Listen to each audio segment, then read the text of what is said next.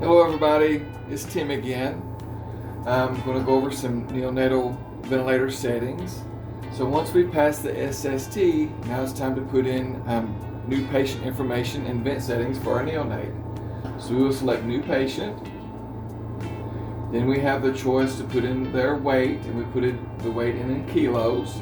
So it starts at 1 kilo, and we can select it and increase the weight in kilos or decrease the weight in kilos. But for math's sake, I'm going to leave it at 1 kilo. And then our mode of ventilation automatically is set at SIMV VC+, which is our mode of choice for neonates. And then our tidal volume is automatically generated to produce 5 mLs per kilo, which is our target tidal volume. So now we can adjust our rate. Initial vent settings generally will be anywhere from 30 to 40. So we'll set that at 30. Our I time will most always be at 0.35. I'll give you a range. A range of 0.3 to 0.4 is okay, but most always it will be 0.35. Our pressure support, we will start it at 6. This is sensitivity, and that can be 0.5 to 1. So we'll leave it at 0.5. Our FiO2, we want to set it as low as possible to maintain the patient within their SAT goal ranges. Our peak pressure, we generally will set it at 40. This is our rise time within the inspiratory time, and that will always be set at 50%. If need be, we can adjust that for synchrony, but for the most part, that will stay at 50. Expiratory sensitivity percent, we'll leave that at 25. Our PEEP will always start there at 5. Won't ever go less than 5. Sometimes we may need more than 5 of PEEP, but we won't ever need less than 5 of PEEP, so we'll keep that at 5.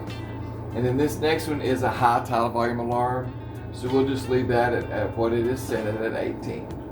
Okay, so now I'm going to hit start. So there's our vent settings. We've got our weight in, our mode, and our vent settings, a safe place to start. So I'm going to hit start. I don't have it connected to the patient yet. So now I'm going to go in and adjust my alarms. Your peak pressure will most always be set at 40. The lowest you can go is 8.5 without turning it off. So we'll just leave that at 8.5. A high frequency in neonates, 80 to 100 is fine. So I'm just going to set mine at 100.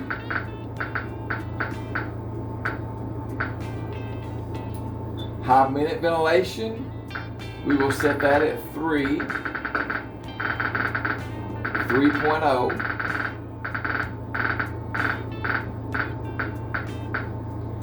And our low, we will set it at 0.02.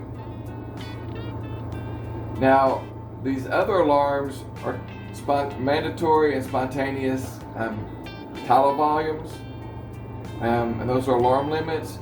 So we'll go ahead and set those. You can set those 2 to 3 times as high as this, because we don't want a nuisance alarms. So we'll go ahead and set that. We'll set that at 15. We could even make it match the 18 over here, so we'll set that at 18. Fine.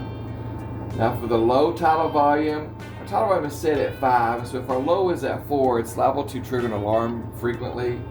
So I like to divide my tidal volume by 2. So 5 by 2 is 2.5. It doesn't go in increments of 0.5, so we'll set our low tidal volume at 2 in that case. Then I'll accept all. Okay. So now my vent settings are in and my alarms are in. So now it's time for me to connect it to the patient.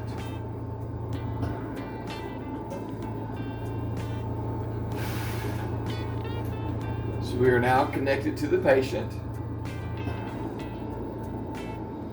And the VC Plus is working.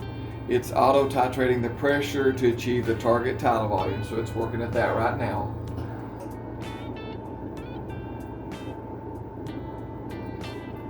And so on this screen, you can see your settings are here at the bottom. These are the parameters that are set. At the top, these are the parameters that are measured. And currently I have these set, and I probably will leave them set just like that.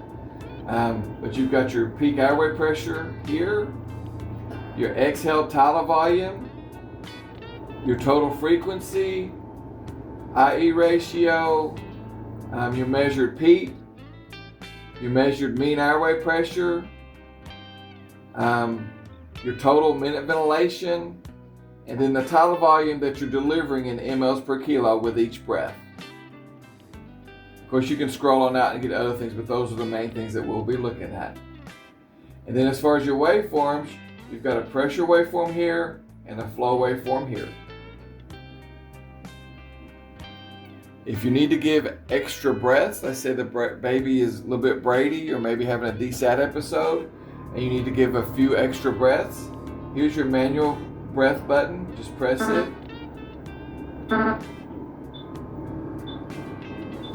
You see, you can give extra breaths like that without having to disconnect the baby from the vent. If you want to suction the baby and you want to pre-oxygenate the baby when you suction them, if you hit this O2 button, we've got it preset that it will only increase 20% above what FO2 is already set. Instead of going straight to 100%, it just goes 20% above. So my FO2 is 30%. So if at the O2 breath, it takes it to 50%, and it will do 50% for 2 minutes, and then automatically go back to the previous FO2 of 30%. And of course, you can stop at any time that you want to. You see it goes back to 30%. This button here is your alarm silence button. This button here is your alarm reset button. These two here are for pulmonary mechanics, so we generally won't use those in the neonate population. Again, this is for a mandatory breath if we want to give them an extra breath. This is to adjust the alarm sound.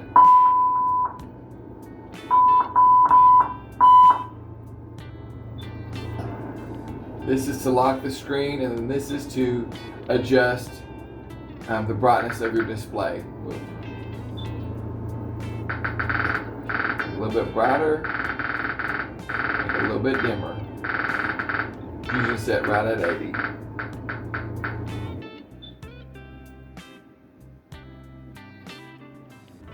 And that is it. Thank you so much.